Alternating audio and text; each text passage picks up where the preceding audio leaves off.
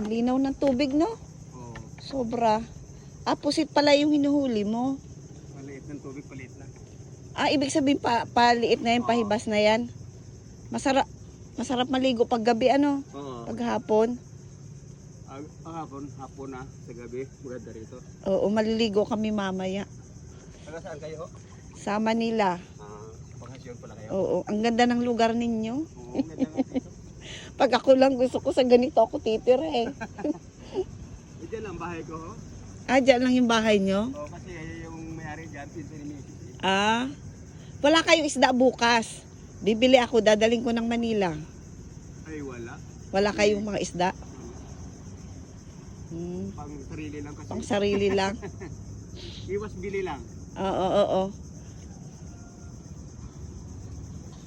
Ang swerte ng nila dito sa lugar nila. Nakakatuwa talaga, grabe. Bukas umaga, magbili kayo. Nagbantay dyan. Sariwa-sariwa. May mga nagtitinda? Oo, yung motor. Oo. Saka sa daanan, may mga nakikita ko. Oo. Oo, sige, thank you. Ang mga sariwa dyan eh. Oo. Kasi mga pana lang.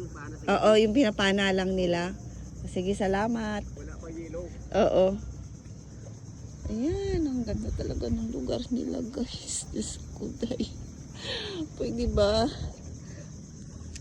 Parang ang sarap maghanap dito ng kahit maliit lang na lupa. Tapos, tatayuan ko lang dun. O kaya dun, sa gilid dun. Parang gusto ko dun. Grabe, ang sarap dito tumira. Tingnan nyo naman, kung gaano kaganda yung tubig. Mamaya maliligo kami ng asawa ko.